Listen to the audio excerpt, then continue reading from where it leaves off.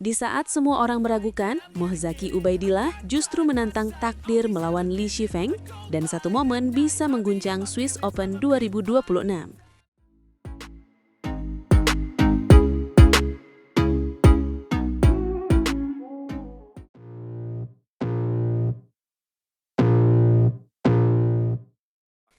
Di tengah sorotan Swiss Open 2026, nama Mohzaki Ubaidillah langsung meledak karena ia harus melawan Li Shifeng sejak ronde pertama.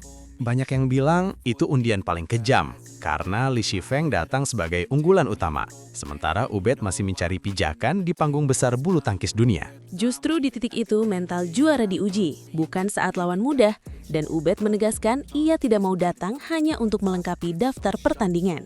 Kalimatnya sederhana tapi menampar. Ia bilang tidak banyak berpikir, mau melawan dulu, tidak mau drop, lalu mengukur batas kemampuannya sejujur mungkin di lapangan.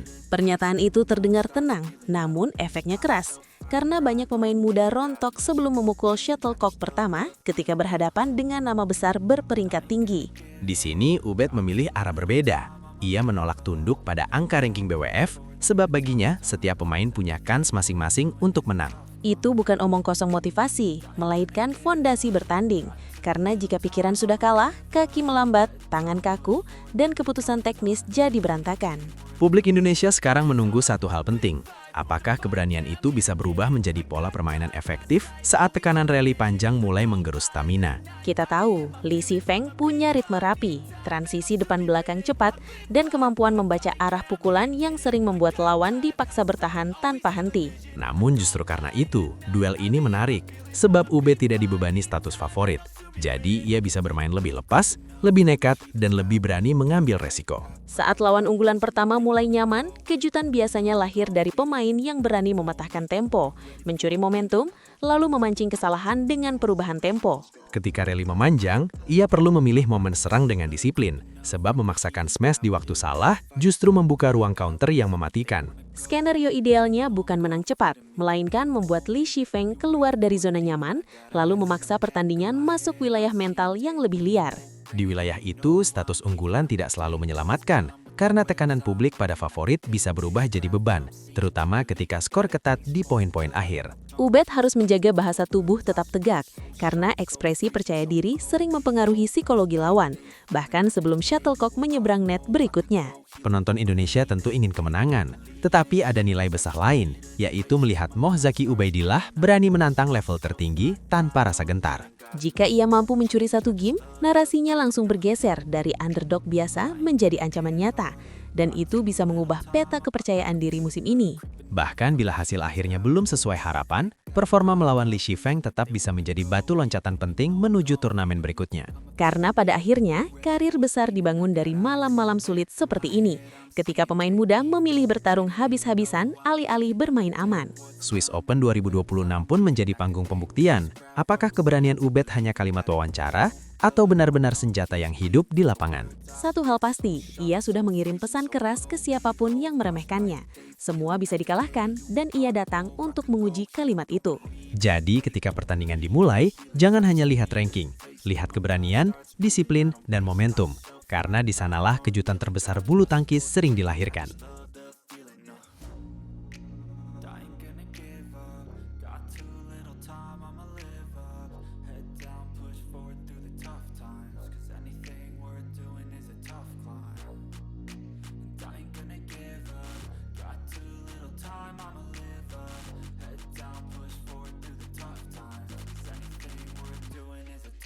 Siapa sangka, All England 2026 menghapus tradisi final Indonesia dan membuka luka lama yang selama ini terasa mustahil kembali terjadi.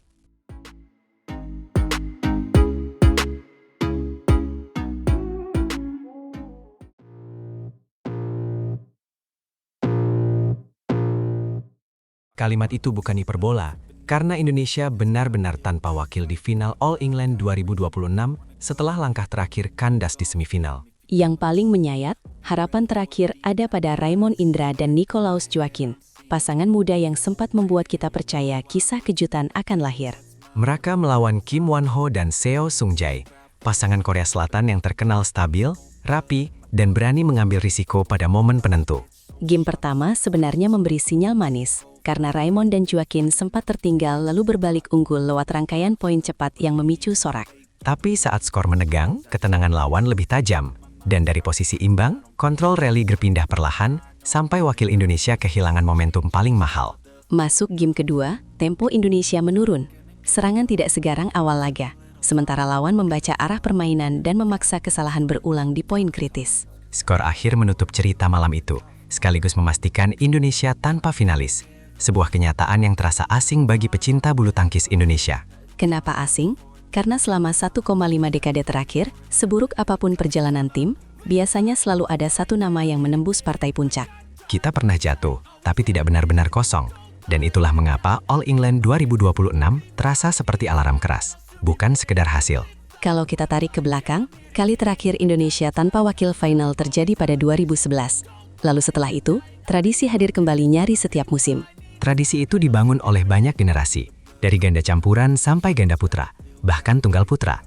Semuanya sempat memberi panggung kemenangan yang membanggakan. Publik pasti ingat Tontowi Ahmad dan Liliana Natsir, duet legendaris yang pernah mencetak hat-trick gelar dan membuat final All England terasa seperti rumah kedua. Lalu ada Muhammad Ahsan dan Hendra Setiawan, pasangan tenang dengan insting tajam yang berkali-kali menyelamatkan wajah Indonesia saat tekanan sedang paling tinggi.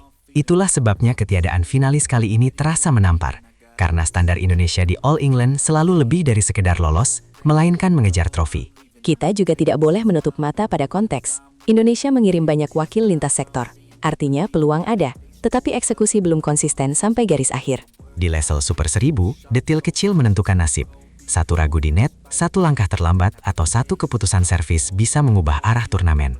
Raymond mengakui konsentrasi mereka sempat turun setelah unggul. Pengakuan yang jujur, sekaligus penting, karena evaluasi tajam selalu lahir dari keberanian melihat kekurangan. Joaquin juga menyorot kesiapan lawan, bukan sekedar teknik, tetapi aura pertandingan, sesuatu yang sering tidak terlihat di statistik namun terasa kuat di lapangan. Pernyataan itu penting untuk publik, sebab kekalahan ini bukan akhir jalan, melainkan bahan bakar untuk membentuk mental tanding yang lebih tahan tekanan. Kalau dicermati, pasangan muda ini sebenarnya membawa modal bagus, berani mengimbangi peringkat 1 dunia dan tetap bertarung sampai rally terakhir tanpa menyerah. Namun untuk naik kelas, mereka harus menutup celah di poin akhir, karena juara lahir dari konsistensi saat napas menipis dan pilihan pukulan makin sempit.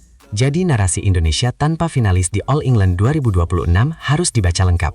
Ada duka, ada fakta, sekaligus ada ruang perbaikan. Publik boleh kecewa, itu wajar, tetapi dukungan tetap penting agar atlet muda tidak tumbuh dalam ketakutan, melainkan dalam keyakinan untuk bangkit lebih kuat. Dalam olahraga elit, jeda antara kalah dan menang sangat tipis. Kadang dipisahkan oleh ketenangan satu rally, satu keputusan, dan satu keyakinan. Karena itu, fokus ke depan harus konkret. Menambah variasi serangan, menjaga ritme setelah interval, serta melatih ketajaman membaca pola permainan lawan. Khusus sektor ganda putra, persaingan dunia makin brutal, sehingga regenerasi harus dipacu tanpa memotong proses, supaya matang teknis dan mental datang bersamaan. Momen Birmingham kali ini memang pahit, tetapi sejarah bulu tangkis Indonesia tidak pernah berhenti pada satu turnamen, bahkan ketika hasil terasa paling menyedihkan.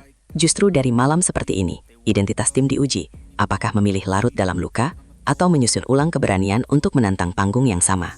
Jika Raymond dan Joaquin menjaga semangat belajar seperti pengakuan mereka, semifinal ini bisa berubah menjadi fondasi untuk menembus final pada musim berikutnya. Dan jika federasi mengeksekusi evaluasi dengan disiplin, Indonesia bisa kembali menghadirkan tradisi final All England yang selama ini menjadi kebanggaan nasional.